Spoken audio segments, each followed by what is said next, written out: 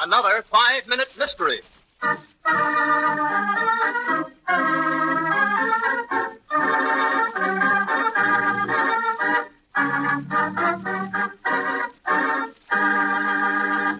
In a small private lodge high on a mountaintop in the Lake Placid region, Alice Herrick toys nervously with a corsage of orchids pinned to her luxurious fur wrap, as her husband, his broad back against the cabin door, twirls a small revolver on his fingertips. You're a fool, Charles. I don't know what you want of me.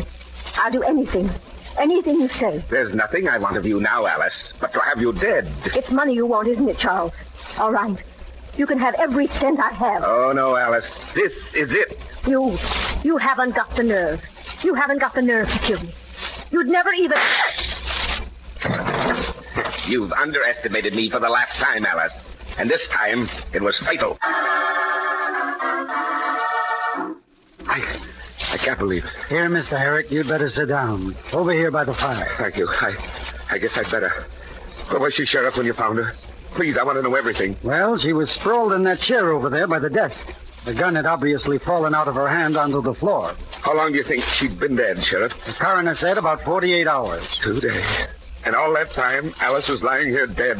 I didn't even know. Yes, the ironic part of it is we might not have even found her when we did. The skiers who reported it to me had passed your place earlier in the day and had seen your wife sitting there through the window and thought nothing of it.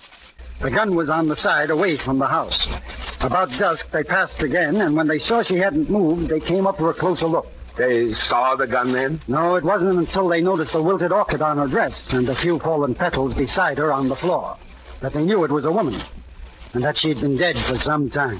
How ghastly. The thing we've got to find out, Mr. Herrick, is why.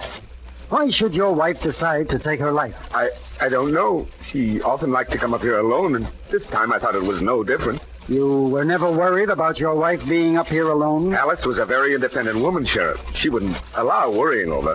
Besides, we two were the only ones who had keys, and it was as safe as any place could be. Then you'd say we could rule out the possibility of anyone's having gotten in and killed her. Killed her? But Alice committed suicide. You said so yourself. Well, we don't like to overlook anything. But no one could have known she was up there. Besides, you said the place was locked when you found her. There was no robbery. What would be the motive? Maybe that's the one thing you can tell us, Mr. Herrick. The motive, I mean. I don't understand. What are you driving at? Just this, Mr. Herrick. Your wife did not commit suicide. She was murdered, and you're under arrest for that same murder. Why did the sheriff arrest Charles Herrick for murder? What was the clue?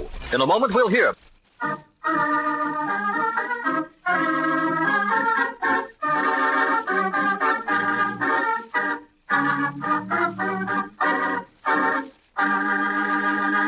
And now, back to our story.